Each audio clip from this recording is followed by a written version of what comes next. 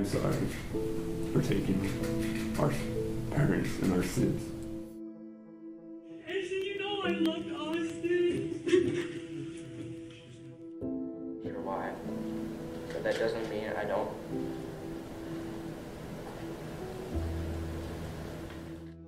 Si pour vous l'enfance est synonyme de souvenirs agréables et d'innocence, je vous conseille de bien vous accrocher car les enfants et adolescents qu'on va voir aujourd'hui sont très loin d'être innocents. Et malheureusement, ils sont même connus pour le pire, avoir mis fin à la vie d'un ou plusieurs membres de leur famille. Alors d'Antonio Barbeau qui tue froidement sa grand-mère de 78 ans à Alex et Derek King âgés de 12 ans seulement qui s'associent pour tuer leur père, partons à la découverte de 9 enfants et adolescents meurtriers extrêmement dangereux.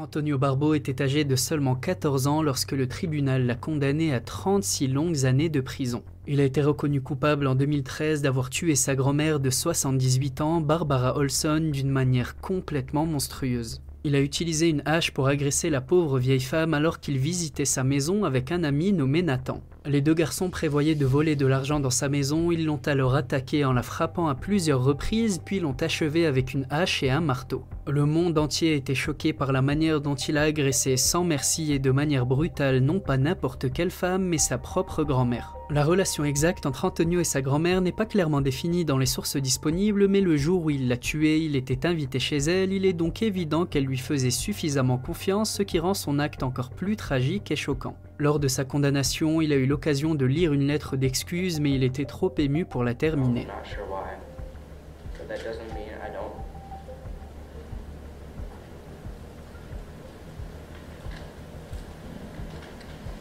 I took away someone's mother, their grandma, sister, friend.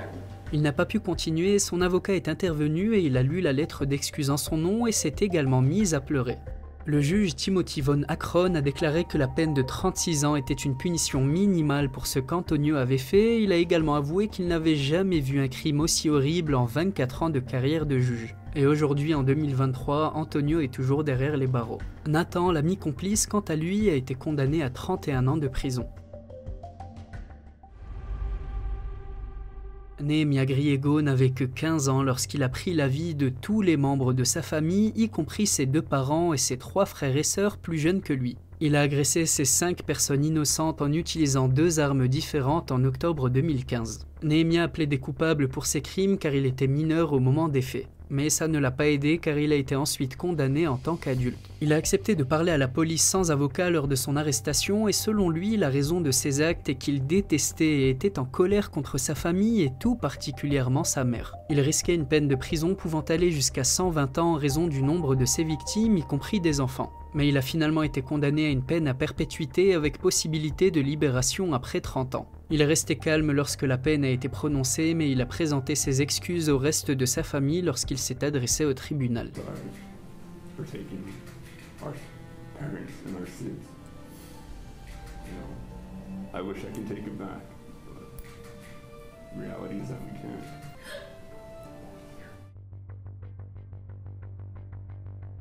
Alex et Derek King étaient 2 frères âgés de 12 et 13 ans qui ont été reconnus coupables d'avoir tué leur propre père, Terry King, le 26 novembre 2001. Le père avait seulement 40 ans et les 2 garçons l'ont battu avec une batte de baseball puis ont incendié leur maison familiale en Floride. Un ami de la famille, Ricky Chavez, a également été reconnu coupable d'avoir été complice du crime car il avait caché les garçons dans sa caravane. Les 2 garçons ont affirmé qu'ils avaient commis cet acte pour mettre fin aux abus mentaux qu'ils avaient subis de la part de leur père. Et toujours selon eux, leur père les fixait du regard et les frappait. La cour a tenté de juger Chavez et les garçons pour le même crime, mais Chavez a été acquitté alors que les frères King ont été reconnus coupables. Et même si Chavez n'a pas été condamné pour meurtre, il a quand même été reconnu coupable de complicité de meurtre et de falsification de preuves et a été condamné à 30 ans de prison car il était adulte. Vu que c'était encore des enfants, Derek King a été condamné à 8 ans de prison tandis qu'Alex a reçu une peine de 7 ans. En 2002, à l'âge de 18 ans, Alex a été libéré après avoir purgé 6 ans et Derek a été libéré en mars 2009 à l'âge de 20 ans.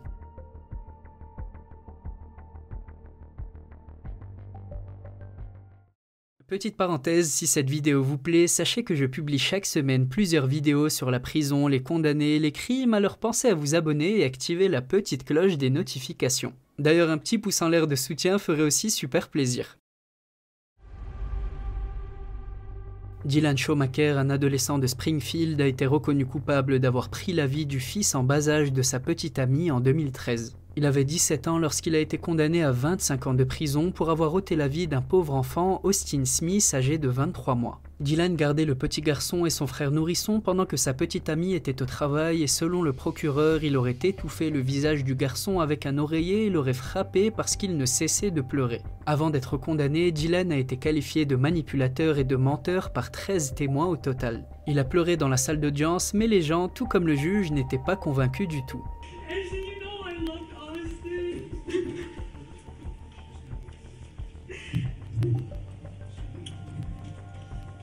Ces pleurs étaient considérés comme une mise en scène visant à convaincre le juge de faire preuve de clémence. Et tout le monde a déclaré que Dylan avait eu ce qu'il méritait avec ses 25 ans de prison. Lors de ses différents discours, il a plaidé pour la clémence, mais lui n'en avait pas montré envers le pauvre enfant sans défense dont il a ôté la vie.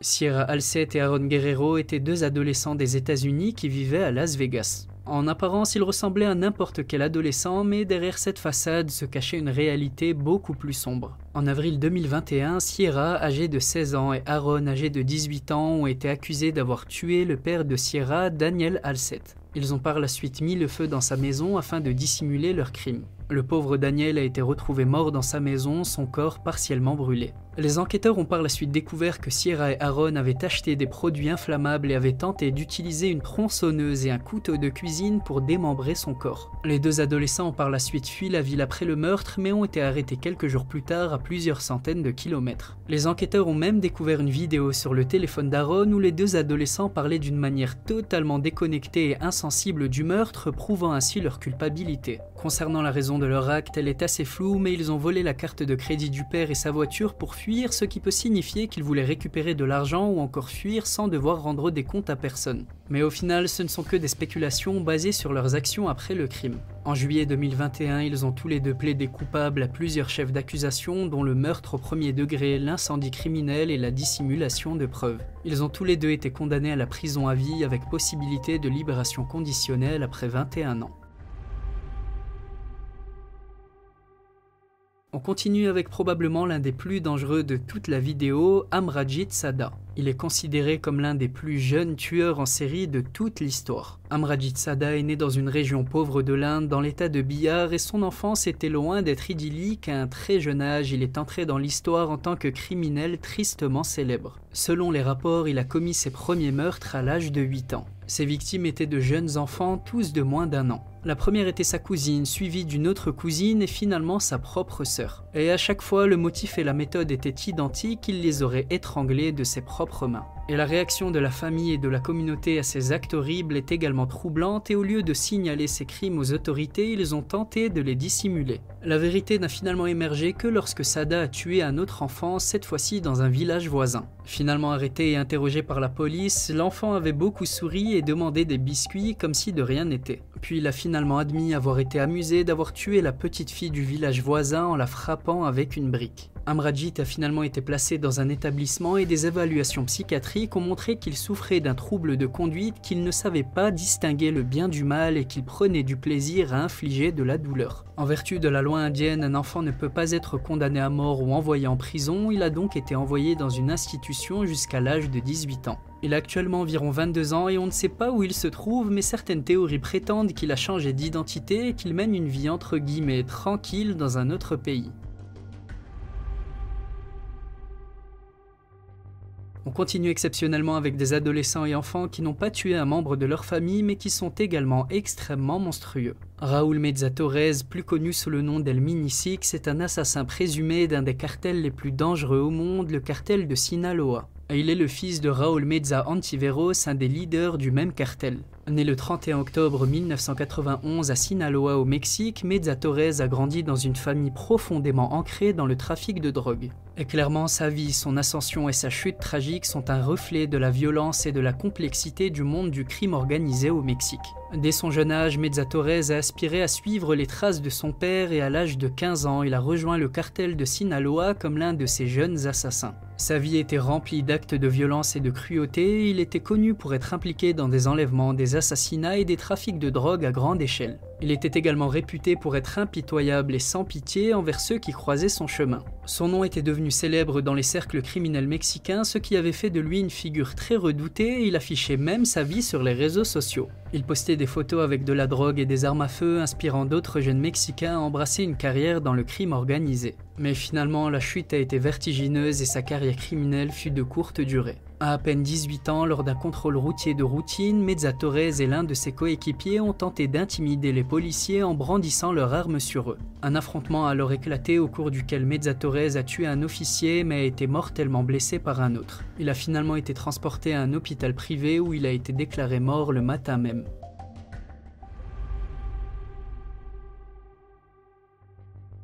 Nathaniel Brasil, un adolescent d'à peine 13 ans au moment des faits, a commis un crime impensable. En Floride, le 26 mai 2000, le dernier jour de l'année scolaire, Nathaniel a été renvoyé chez lui plus tôt que prévu pour avoir lancé un ballon d'eau sur un enseignant. Le problème, c'est que cette punition l'a vraiment mis en colère et au lieu de rentrer chez lui, Nathaniel est revenu à l'école avec une arme qu'il avait volée à un ami de sa famille. Il a approché son professeur Barry Gruno dans sa salle de classe et lui a demandé s'il pouvait parler à 2 filles à l'intérieur de sa classe. Évidemment, ce n'était qu'un prétexte pour l'approcher et lorsque le professeur a refusé, Nathaniel a sorti un pistolet et lui a tiré dessus, le tuant sur le coup. Le pauvre professeur de 35 ans a laissé derrière lui une femme et 2 jeunes enfants de moins de 5 ans. Et l'un des aspects les plus tragiques de la mort du professeur est que tous ceux qui le connaissaient l'aimaient, y compris Nathaniel, qui a déclaré le considérer comme l'un de ses professeurs préférés. Nathaniel a finalement été arrêté peu de temps après et a été jugé comme un adulte pour meurtre. Il a été reconnu coupable et condamné à 28 ans de prison sans possibilité de libération conditionnelle et il est donc toujours en prison à l'heure actuelle.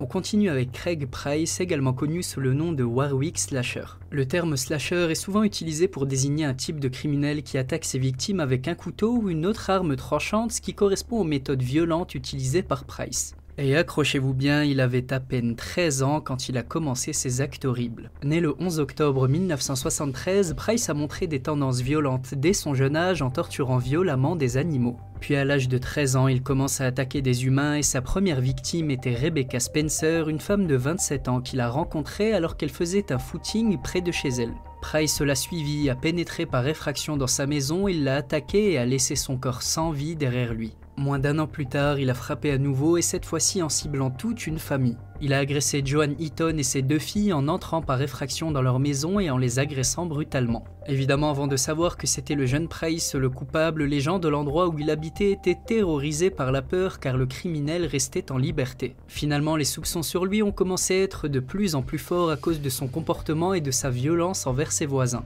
Price a finalement été arrêté en 1989 après qu'un témoin ait apporté des informations incriminantes et il a finalement avoué ses crimes. À seulement 15 ans, Price est devenu l'un des plus jeunes criminels en série de l'histoire américaine. À cause de son jeune âge, Price a été condamné en tant que mineur et condamné à purger une peine dans un établissement de détention pour jeunes jusqu'à son 21e anniversaire. Le problème, c'est que ses tendances violentes ont persisté alors qu'il était en détention, il a agressé d'autres détenus, prenant même la vie de l'un d'entre eux. Évidemment, ça a conduit à une réévaluation de son cas et en 1992, Price a été condamné à une très longue peine de prison. Il est actuellement âgé de 45 ans et toujours incarcéré en Floride. Michael Hernandez est un nom qui a fait les gros titres en 2004 pour un crime choquant qui a secoué la nation. Né en février 1988 à Miami, en Floride, Hernandez semblait être un enfant intelligent et bien élevé, connu pour ses capacités académiques exceptionnelles. Le problème, c'est que derrière cette façade de normalité, il y avait de gros problèmes qui ont finalement conduit à un acte horrible. À seulement 14 ans, il a attiré son camarade de classe Jamie Goff dans une cabine de toilette de leur école à Miami. Hernandez a ensuite agressé son ami avec un couteau, finissant par lui ôter la vie. Concernant ses motivations, certains rapports suggèrent qu'il était profondément fasciné par les criminels en série et recherchait régulièrement leur vie et leurs méthodes. Après son arrestation, Hernandez a été jugé lors d'un procès qui a commencé en 2008. L'accusation a présenté des preuves convaincantes, notamment des images de vidéosurveillance et des témoignages de camarades de classe. Certains camarades de classe affirmaient qu'Hernandez leur avait parlé de son futur crime et que tout était prémédité. N'étant âgé que de 14 ans au moment du crime, Hernandez a été jugé comme un adulte, ce qui a suscité un débat important sur la punition appropriée pour les jeunes criminels. En 2008, le tribunal a reconnu Hernandez coupable de meurtre au premier degré. Il a été condamné à la réclusion à perpétuité sans aucune possibilité de libération conditionnelle. Depuis sa condamnation, les avocats d'Hernandez ont fait plusieurs tentatives pour faire appel de sa peine et obtenir son annulation. Les avocats soutenaient que son âge devait être pris en considération, mais Hernandez n'a jamais eu la chance de sortir de prison et en 2021, à l'âge de 31 ans, il est décédé derrière les barreaux. James Fairweather est un tueur en série également très jeune quand il est passé à l'acte et quand il est devenu l'un des plus jeunes criminels des États-Unis. Né en 1999, Fairweather a commis une série effroyable de crimes à Colchester entre mars et juin 2014 alors qu'il n'avait que 15 ans. La première victime de Fairweather était James Hatfield, un homme de 33 ans qui passait du temps dans les parcs de la ville. Fairweather l'a ciblé dans une attaque sauvage, l'agressant brutalement avec un couteau plus d'une centaine de fois. Puis à peine 2 mois plus tard, Fairweather a frappé à nouveau, cette fois-ci en ciblant Naïd Al-Manea, une étudiante saoudienne de 31 ans qui se rendait à l'université. Cette série de crimes brutaux a plongé la ville dans un état de peur et de panique et la police a travaillé sans relâche pour appréhender le criminel. Il a finalement été attrapé en juin 2014 après qu'un ami a signalé ses propos inquiétants aux autorités. Puis pendant l'interrogatoire, Fairweather a avoué tous ses crimes. Il a finalement été jugé et condamné à la réclusion à perpétuité avec une peine minimale de 27 ans avant de pouvoir demander une libération conditionnelle. Et son cas a attiré l'attention sur les problèmes de santé mentale chez les jeunes, Fairweather ayant affirmé entendre des voix qui lui disaient de tuer. Aujourd'hui, il reste incarcéré et continue de purger sa peine. Et on termine avec Brenda Spencer. Brenda Spencer, née le 3 avril 1962 à San Diego en Californie, est connue pour avoir commis un acte tragique qui a choqué le monde entier.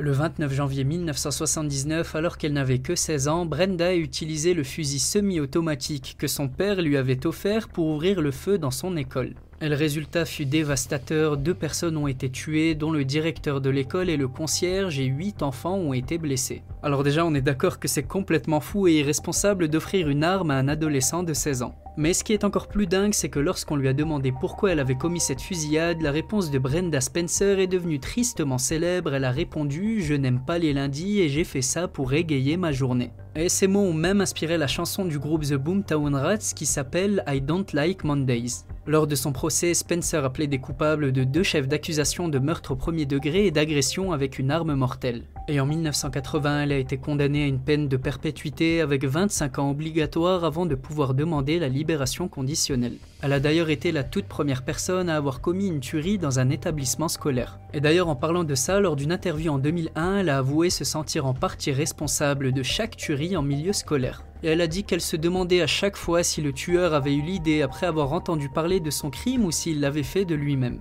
Et en 2009, lors d'une audience pour sa demande de liberté conditionnelle, elle avoue au procureur avoir tué sur des enfants pour se suicider en se faisant abattre par la police. Mais au final, chacune de ses demandes a été rejetée pour son manque de remords vis-à-vis des victimes. C'est déjà la fin de la vidéo du jour, j'espère sincèrement qu'elle vous a plu. D'ailleurs, si c'est le cas et que vous avez aimé ce thème, je suis sûr que ma dernière vidéo qui s'affiche à l'écran et qui est sur un thème similaire vous plaira.